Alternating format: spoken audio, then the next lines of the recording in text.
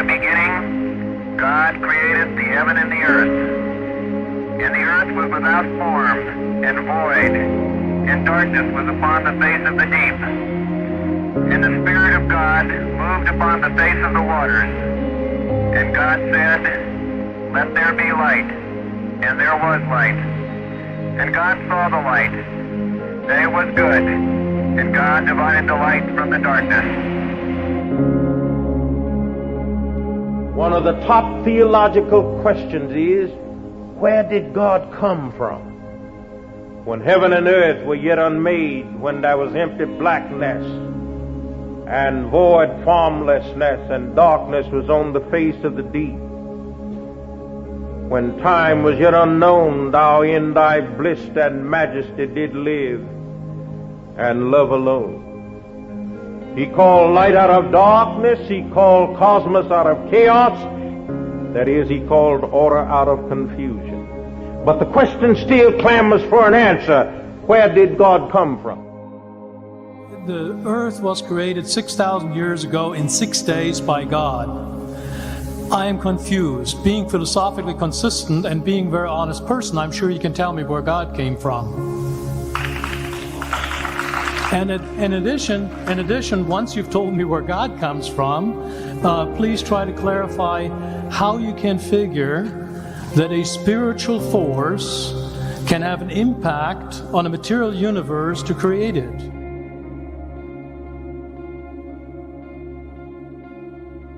If you believe that God created the universe, then logically you've got to ask the question, who created God? And then you have to ask, who created the God that created the God that created the God that created God that created God, and so on ad infinitum.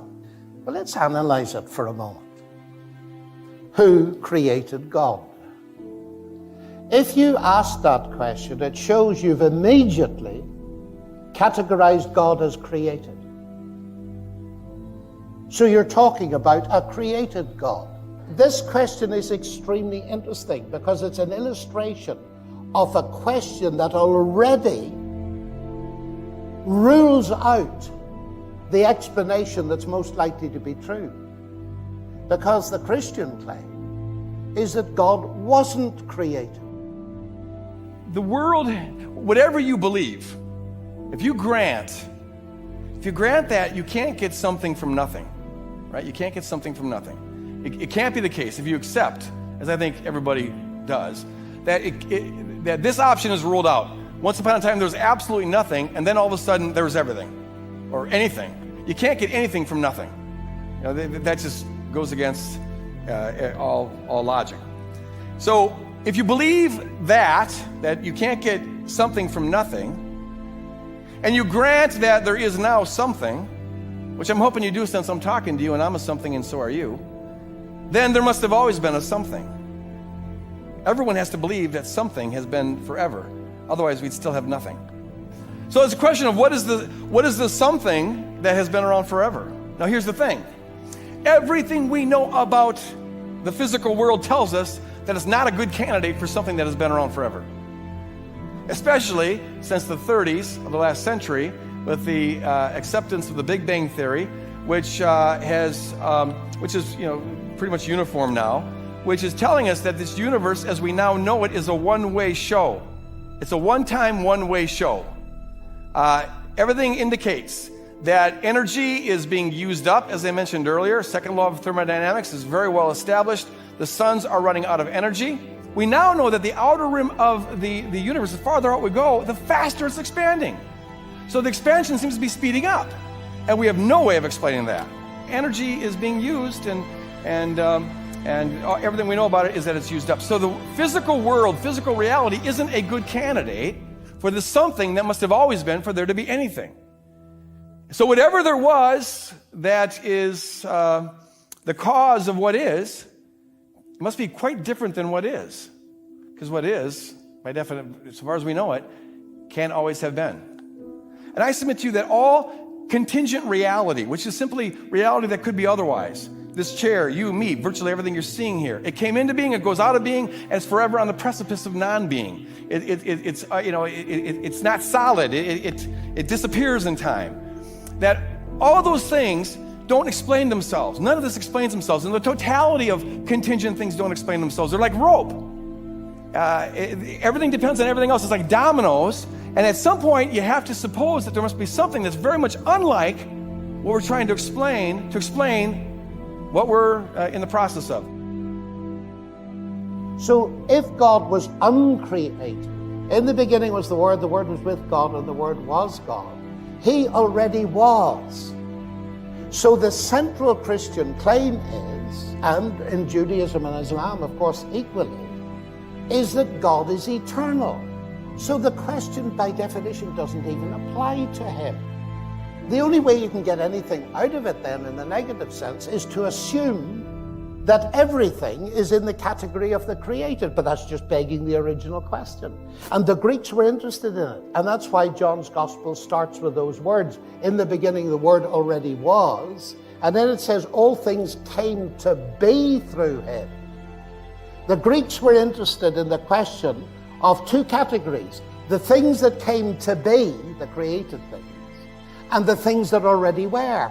And the question resolves down to this: is there a thing or a being that never came to be?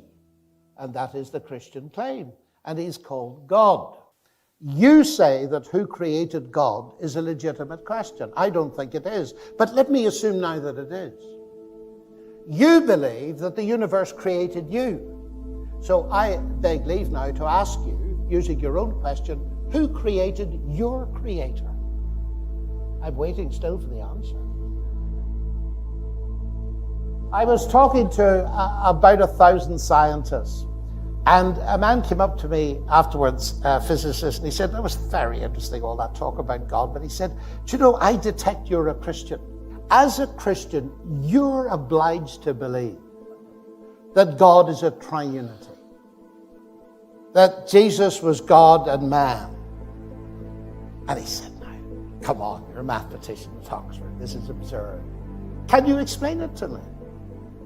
Well, I said, can I ask you a question first? He said, sure.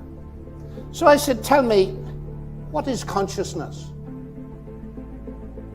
And he thought for a second, and then he said, I don't know. I said, that's okay, let me try an easier one. What is energy? Well, he said, I'm a physicist, I can measure energy, I could use it. I said, you know, that's not my question. What is it?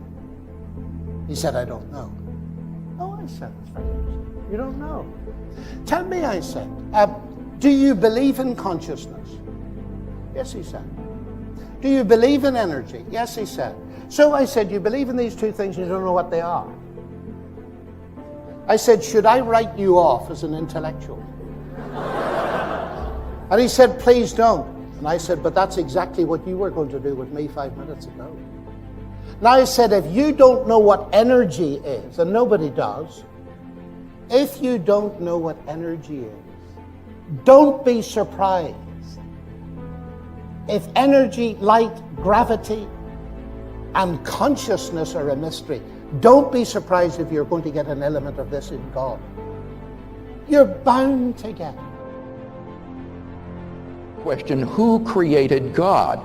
Well, this is not at all difficult to answer. A timeless, eternal being cannot have a cause. As Keith Ward points out in his book, God, Chance, and Necessity, if one asks what caused God, the answer is that nothing could bring into being a reality which wholly transcends space-time and which is self-existent. To fail to grasp such an idea is to fail to grasp what God is. Everything that begins to exist has a cause. Something cannot come into being out of nothing. But if something is eternal and timeless, then it doesn't fall under that first premise. It doesn't need a cause.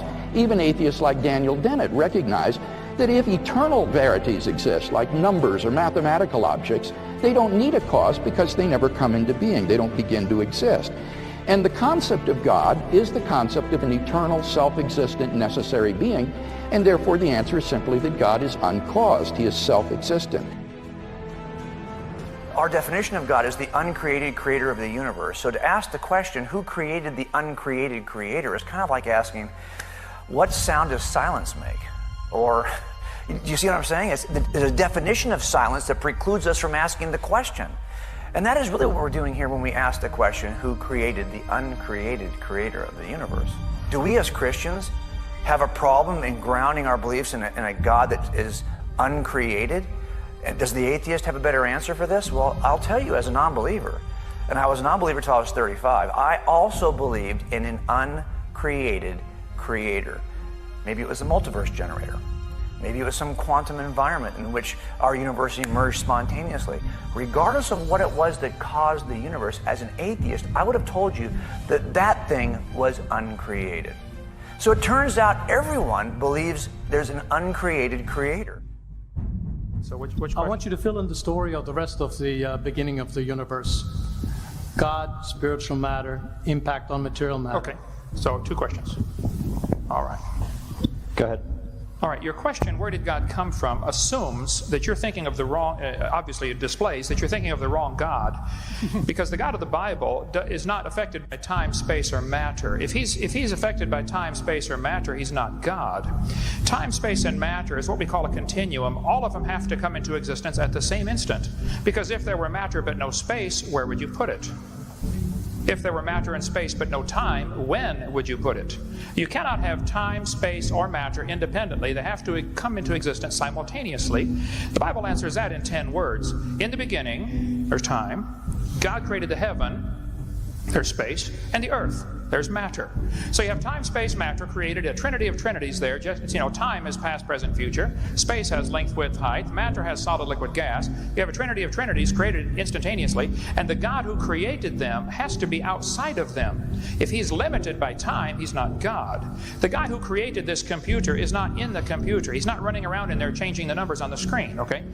The God who created this universe is outside of the universe. He's above it, beyond it, in it, through it. He's unaffected by it. So the concept that a spiritual force cannot have any effect on a material body, well then I guess you'd have to explain to me things like emotions and love and hatred and envy and jealousy and rationality.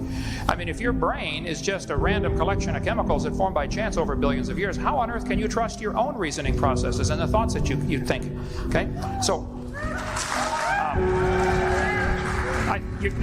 your question, where did God come from, is assuming a limited God. And that's your problem. The God that I worship is not limited by time, space, or matter. If I could fit the infinite God in my 3-pound brain, he would not be worth worshiping, that's for certain. So that's the God that I worship. Thank you.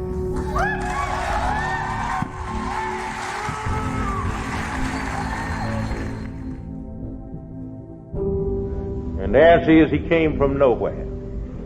Now that's theologically correct and it's biblically sound. For Habakkuk said, I saw him when he left the hills of Teman, the Holy One from Mount Paran, and Teman simply means nothing or nowhere. So he came from nowhere. I made that statement in Detroit some time ago, and a man talked with me after the meeting, and he said, Preacher, let's be reasonable about this thing. You up there tonight talking about God came from nowhere. That doesn't make sense. Let's be reasonable about it. I said, all right. If you just want to be reasonable about it, the reason God came from nowhere, there wasn't anywhere for him to come from.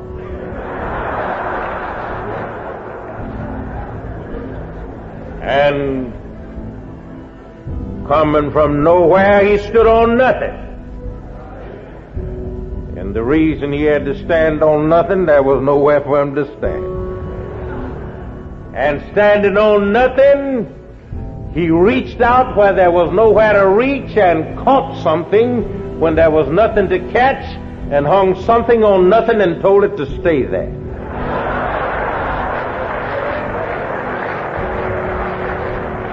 Now you'll find that in Job 26:7 that he hung this world on nothing. And standing on nothing, he took the hammer of his own will and he struck the anvil of his omnipotence, and sparks flew therefrom. And he caught them on the tips of his fingers and flung them out into space and bedecked the heavens with stars. And nobody said a word. The reason nobody said anything, there wasn't anybody there to say anything. So God himself said, that's good. And God has given Christ a name that's above every name, that at the name of Jesus every knee should bow and every tongue shall confess that Jesus Christ is Lord, to the glory of God the Father.